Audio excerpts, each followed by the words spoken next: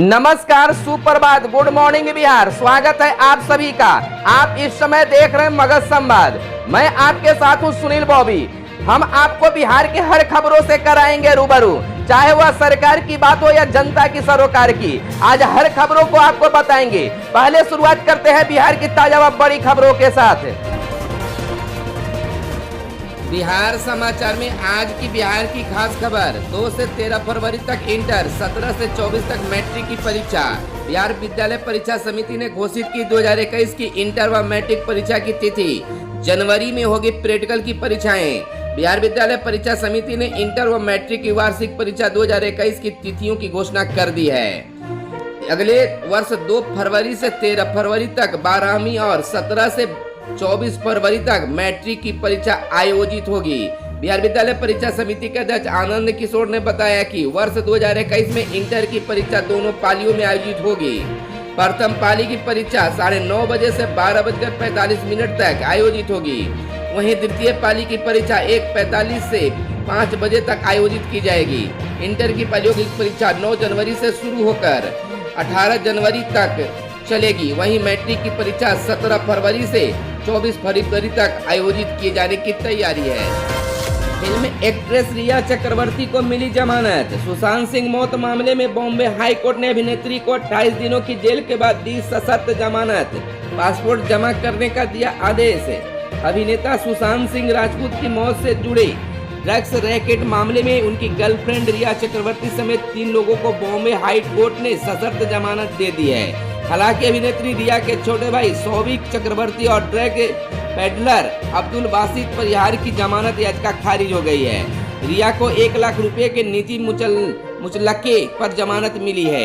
इसके साथ ही उन्हें 10 दिनों तक मुंबई पुलिस के सामने हाजिरी लगानी होगी, जबकि नारकोटिक्स कंट्रोल ब्यूरो एनसीबी के सामने अगले 6 महीने तक हर महीने 1 बार पेश होना होगा। साथ ही रिया को सबूतों से छेड़छाड़ न करने की भी सख्त हिदायत दी गई है। जस्टिस सारंग कोतवाल की खंडपीठ ने बुधवार को रिया के अलावा सुशांत सिंह राजपूत के सहायक दीपेश सावंत और सैमुअल मिरांडा को भी 50,000 रुपए के मुचलके पर जमानत दे दी है। वहीं सौविक के अलावा इस मामले में अदालत ने ड्रग्स पेडलर अब्दुल बासित परिहार की जमानत नामंजूर कर दी है। कोर्ट ने कहा है कि रिया को कड़ी शर्तों के साथ जमानत पर छोड़ा जा रहा है। इन शर्तों के चलते वह सबूतों से छेड़छाड़ या एनसीबी की जांच में असहयोग नहीं कर पाएगी। रिया को न्यायिक हिरासत से छूटने के बाद लगातार 10 दिनों तक नजदीकी पुलिस थाने में हर दिन सुबह 11 बजे हाजिरी देनी होगी। कोरोना की रोकथाम के लिए देश में फिर चलेगा जागरूकता अभियान। सारी गतिविधियां खुलने, त्योहार आने और सर्दी के मौसम में तेजी से संक्रमण फैलने की आशंका, लोगों को किया जाएगा जागरूक। केंद्र सरकार कोरोना के खतरे के प्रति लोगों को नए सिरे से जागरूक करने और इससे बचने के लिए जारी गाइडलाइंस के पालन के लिए प्रेरित करने को गुरुवार से अभियान शुरू करने जा रही है। केंद्रीय सूचना प्रसारण मंत्री प्रकाश जावड़ेकर ने बताया कि इस अभियान में स्थानीय स्तर पर पोस्टर, होर्डिंग, साथ ही सोशल, प्रिंट आदि इलेक्ट्रॉनिक मीडिया में बड़े पैमाने पर प्रचार प्रसार किया जाएगा। लोगों को शारीरिक दूरी के नियम का पालन करने को लेकर कोरोना की होने की स्थिति में तत्काल टेस्ट कराने और आइसोलेट करने की सलाह दी जाएगी।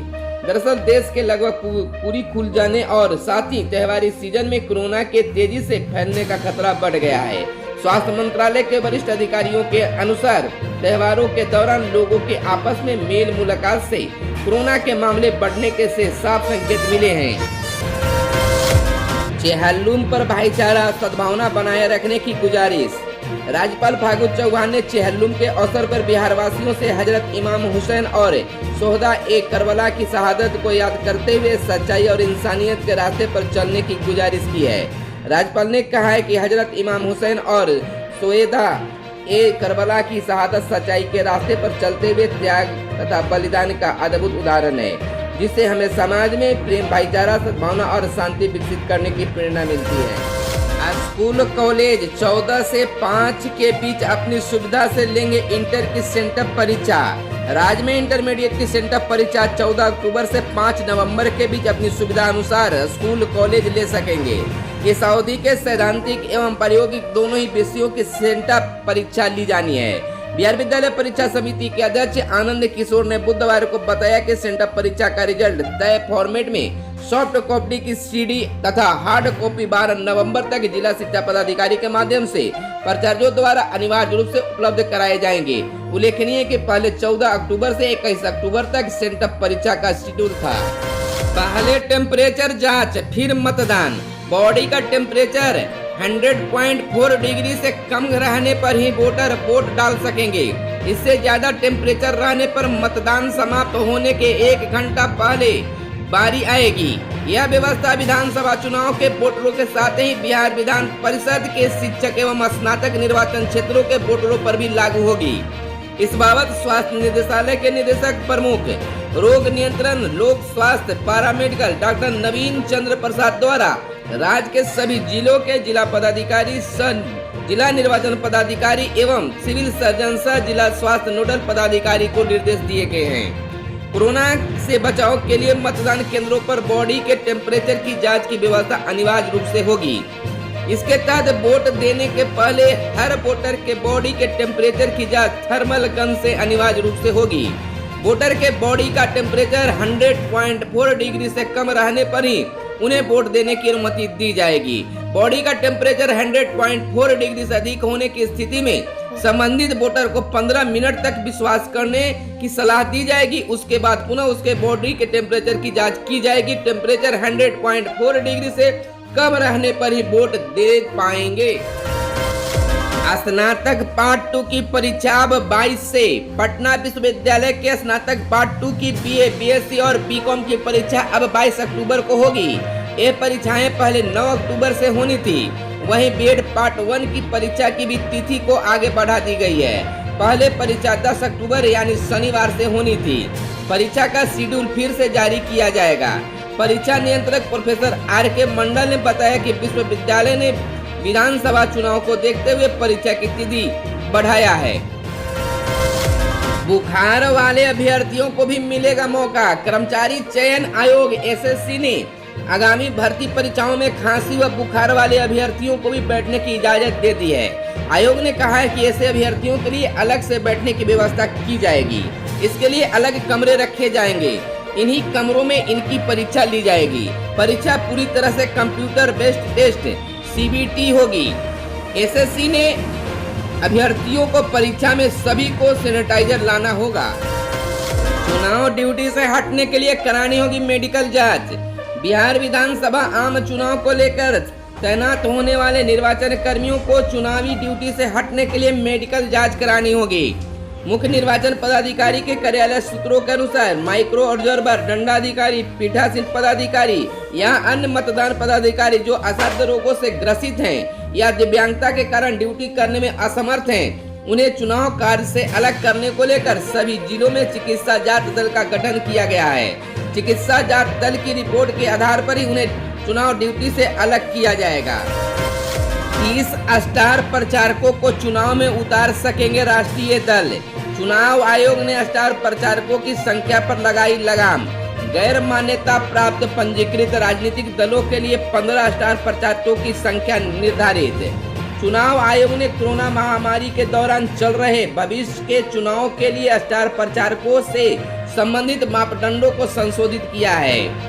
महामारी के दौरान मान्यता प्राप्त राष्ट्रीय राजनीतिक दलों के लिए अधिकतम 30 स्टार प्रचारकों और गैर मान्यता प्राप्त पंजीकृत राजनीतिक दलों के लिए 15 स्टार प्रचारकों की संख्या निर्धारित की गई है। गौरतलब है कि चुनाव के दौरान फिल्मी कलाकारों से लेकर अन्य के मशहूर लोगों के स्टार प्रचारक बनाकर पार्टियां उतारती रही है।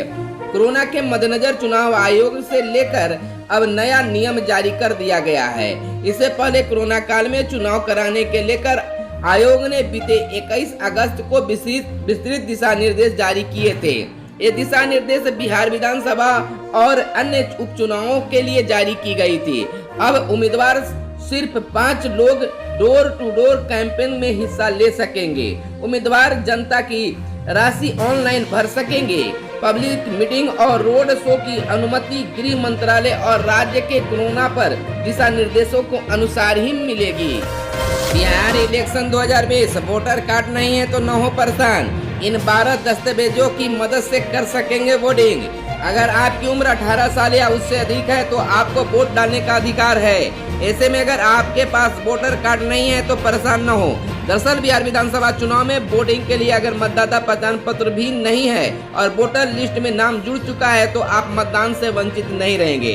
चुनाव आयोग के निर्देश पर जिला प्रशासन ने मतदाताओं के लिए कई विकल्प दिए हैं। मतदान करने के लिए चुनाव आयोग ने मतदाता पहचान पत्र सहित 12 दस्तावेजों को मान्य माना है। वोटर्स इन 12 दस्तावेजों का उपयोग वोटिंग के लिए कर सकेंगे।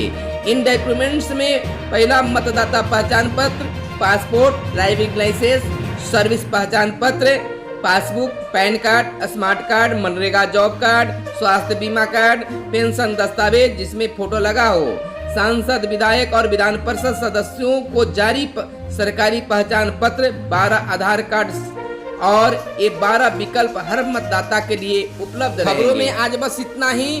धन्यवाद। जय हिंद, जय भारत, वंदे मातरम।